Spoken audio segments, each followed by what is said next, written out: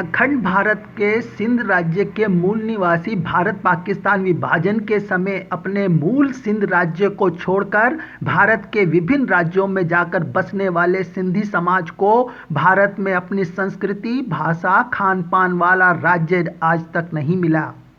जबकि भारत पाकिस्तान विभाजन के समय अपना सब कुछ छोड़कर खाली हाथ आने वाला सिंधी समाज अपने ईमानदारी और मेहनत के बलबूते आज सबसे अधिक टैक्स देने वाला समाज बन गया है। अब सिंधी समाज का कहना है कि सरकार किसी की भी हो, पर सभी ने सिंधी समाज की भावनाओं का अनदेखा किया, जिस कारण आज सिंधी समाज की संस्कृति, भाषा, खान पान लुप्त होने के कगार पर खड़ा है। जबकि सिंधी समाज जो सिंधु नदी के किनारे बसे सिंध राज्य के मूल निवासी अपनी सभ्यता से दुनिया को सभ्यता सिखाते आए हैं, आज वही सिंधी समाज अपनी सभ्यता को बचाने के लिए फिर से एकजुट हो रहे हैं। भारत में सिंधी राज्य की स्थापना के लिए एक स्वर में एकजुट हुए। इस अवसर पर पूर्व IIS राजा राम लखनऊ परामर्शदाता ने कहा, हिंद में सिंध राज्य की भाषा के आधार पर सिंधी समाज का संवैधानिक अधिकार है। महेश कुमार मलकानी, कोलकाता, अंतर्राष्ट्रीय संयोजक, भारत में सिंध राज्य की स्थापना के बारे में कहते हैं, आज सिंधी समाज की संस्कृति, भाषा, खान पान लुप्त होने के कगार पर खड़ा है। इसके लुप्त होने का मूल कारण सिंधु समाज का अपनी संस्कृति, भाषा, खान पान वाला कोई राज्य नहीं है, जिस कारण भावी पीढ़ी को अपनी संस्कृति, भाषा, खान पान का ज्ञान नहीं मिल पाता और वो जहाँ है वही की संस्कृति, भाषा, खान पान वाला बन जाता है। इसलिए सिंधु राज्य के लिए कानूनन सभी संवैधानिक तरीके अपनाकर सिंधु राज्य की स्थापना कराकर रहेंगे। अब पूरा सिंधु समाज एक होकर उनके साथ खड़े हैं, जो सिंधी समाज की भावनाओं को ध्यान में रखते हुए सिंधु राज्य की स्थापना में हमारा साथ देंगे। नरेश बेलानी, महासचिव सिंधु समाज, दिल्ली ने कहा, सिंधु राज्य की स्थापना के लिए सिंधी समाज ने अब अपनी राजनीतिक मतभेद को छोड़ने के लिए भी फैसला ले लिया है। इसलिए अब सभी राजनीतिक पार्टियां सिंधी समाज को आने वाली सभी चुनावों में बराबरी का स्थान दें, वरना जो भी सिंधी समाज को महत्व देगा, अब सभी सिंधी समाज एक सुर में उसके साथ खड़े नजर आएंगे। कुतुब मेल के लिए नूरुद्दीन अंसारी, दिल्ली। आज हमारी जो बैठक हुई है, पंचायतों की बैठक हुई है, उसमें खास तौर पे ये डिस्कस किया गया है कि सिंधी भाषा, सिंधी संस्कृति की पहचान तभी बनती है जब आपका कुछ स्टेट हो। और पहले ही हमारा स्टेट सिंध है, अखंड भारत का एक हमारा जो हिस्सा है। पहला प्रयास तो हमारा ये रहेगा कि हम अखंड भारत को जल्द से जल्द मोदी जी के राज के अंदर हम ग्रहण करें और अपना वही सेम देश को दोबारा सिंध बनाए और उसका निर्माण करें, संस्कृति वापस लेके जाएं। आज हमारे को समस्या ये आ गई है कि ना तो हमारे को किसी चीज़ के अंदर फ़ायदा हो रहा है सरकार से, तो हमारा एक संकल्प पत्र तैयार होने जा रहा है, जिसके अंदर हमने कई मांगे, हमने सिंधी समाज ने ये तय की है कि पहले तो हम अपनी भाषा के लिए, संस्कृति के लिए, वेशभूषा के लिए अपना कोई स्टेट होना चाहिए। अब हमारा स्टेट तो है, हम वहाँ से विभाजित हो गए। विभाजित होने के बाद आज हम सनातन धर्म के हैं। पहले ये सिंधु घाटी की सभ्यता सिंधु देश माना जाता था 5500 साल पहले।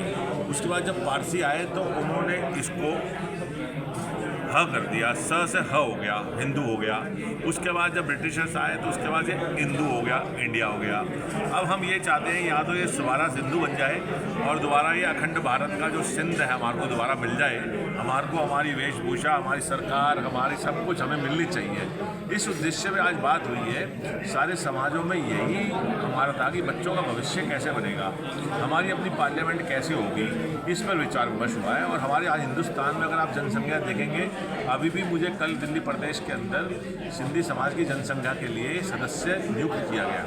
तो मेरे हाथ में भी फॉर्म्स है जो मैं दिल्ली की जो जनसंख्या है, दिल्ली की वार्ड वाइज है, वो मैं करने जा रहा हूँ। और हाँ, ऐसे ही हम पूरे हिंदुस्तान की जो जनसंख्या है कि आप देखेंगे, अभी तक तो ये कहते थे आनी, जहाँ आनी लगता है वो सिंधी है, मगर ऐसा कुछ नहीं है। आहूजा भी सिंधी है, रोहरा भी सिंधी है, चावला भी सिंधी है, और जितने भी पंजाबी भी सिंधी है, सारे सिंधी है ये। मगर कारण क्या है कि डाटा नहीं है अभी। जिस दिन डाटा आ जाएगा मैं आपको ये दिखा दूंगा कि 5 करोड़ सिंधी हिंदुस्तान के अंदर निवास करते हुए नजर आएंगे, जो अपने आप ही हमारा अखंड भारत जो है वो सिंध हमारे को मिल जाएगा। धन्यवाद। देखिए, ऐसा है कि सिंधी जो भाषा है वो ख़त्म होती जा रही है, और उसके कारणों की हम लोगों ने जो मंथन किया तो ये समझ में आया कि पूरे संसार में वही भाषा जिंदा रह सकती है जो शासक की भाषा। तो हम लोगों ने ये अध्ययन किया कि भारत में जो भाषा आधारित राज्य बने हैं वो किस कानून पर बने हैं। तो हमें पता चला कि स्टेट रिऑर्गनाइजेशन कमीशन की एक रिपोर्ट है जिसके आधार पर भाषा आधारित राज्य इस देश में बने हैं। इस देश का संविधान और कानून इस बात की इजाज़त देता है कि जो देश की मुख्य भाषाएं हैं उनके आधार पर राज्य बने। तो सिंधी भाषा भी इस देश की अनडिवाइडेड इंडिया की one of the most ancient भाषा रही है, और इस भाषा को भी जिंदा रखना है तो ये किसी न किसी राज्य की भाषा होनी चाहिए, जिससे कि ये भाषा जिंदा रहे। और इस भाषा में जो मोहनजोदड़ो से लेकर के आज तक का जो गौरवशाली इतिहास है उसको हम समाज के सामने रख सकें, पहचान सकें और उस पर गर्व महसूस करें। सिंध प्रांत की भाषा की बात आप करते हैं कि देश में सिंध प्रांत भी होना चाहिए, लेकिन अभी बहुत से राज्य तो बन गए अपने स्टेट से। लेकिन एक आपके सांसद रहे लालवानी जी, उन्होंने जब इस बात को उठाया था तो उनको शायद किसी कमेटी में नहीं लिया। आज भी वो अपने उसी धारा पे हैं जो समाज को ना आवाज़ उठा सकते हैं ना कुछ कर सकते हैं। तो आप क्या किस तरीके से मुद्दे लेते हैं? एक पॉपुलेशन के हिसाब से सब होता है। देखिए, ऐसा है कि किसी एक व्यक्तिगत व्यक्ति की जो बातें हैं वो मुझे नहीं पता। शंकर लालवानी जी के बारे में आपने बोला जी, लेकिन हमने जो इस समाज की नब्ज पहचानी है, क्योंकि मैं सिंधी हूँ, मैं सिंधी समाज में देख रहा हूँ कि हमारी भाषा जो है दिनों दिन ख़त्म होती जा रही है। 1947 में जो हमारे संख्या के यानी साहित्यकार थे जो हमारी सिंधी भाषा में लिखते थे, उनकी संख्या कम होती जा रही है। तो हमें इस पर अध्ययन करना, इसकी चिंता करना हमारे लिए बहुत ही नेचुरल चीज़ है। जो भारत के संविधान 8वें शेड्यूल में जितनी भाषाएं भारत ने आज़ादी के बाद स्वीकार करी, सिंधी भाषा 15वीं भाषा है।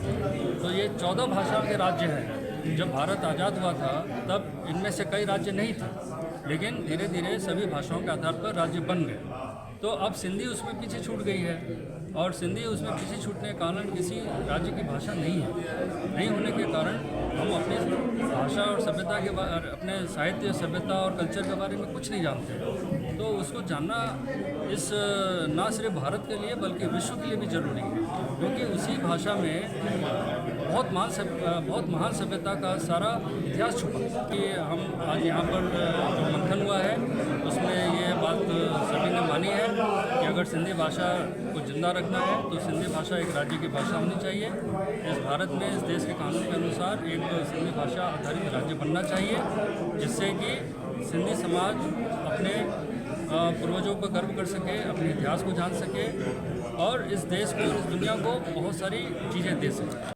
चाहते हैं और सिंधी सभ्यता को बचाना चाहते हैं, सिंधी भाषा को बचाना चाहते हैं, बच्चों को अपने शिक्षा देना चाहते हैं सिंधी के बारे में। और अगर हमारे पास प्रांत नहीं होगा तो देखा गया जो जिन के पास प्रांत नहीं है उनकी भाषा लुप्त होती जाती है और ख़त्म होती जाती है। तो अपनी भाषा को बचाने के लिए, अपने अस्तित्व को बचाने के लिए हमारी डिमांड है कि हिंद में सिंध हमें मिलना चाहिए। आपकी मांग अलग राज्य को लेकर है?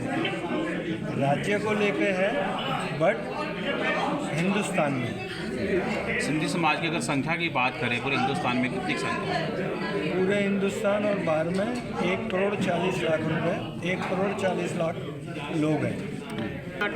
नहीं, संविधान हमें इस बात की इजाज़त देता है कि हमें राज्य मिलना चाहिए।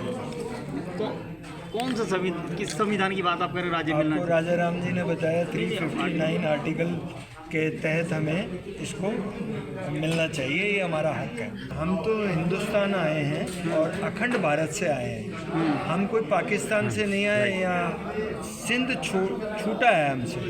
तो अब हम यहाँ पर हैं तो हम अपने बच्चों के लिए सिंध हिंद में ही चाहते हैं, क्योंकि हिंदुस्तान ही हमारा है। अब हिंदुस्तान के हम सनातनी हैं, हम हिंदू हैं। और जो संख्या आप लोग बात कर रहे कम है, वो इसलिए कि सब ने हिंदू लिखा है, हम हिंदू पहले हैं। और अगर हम हिंदू सिंधी लिखेंगे तो इसकी मात्रा हो सकता है उससे ज़्यादा हो। Subscribe now and press the bell icon. Never miss an update.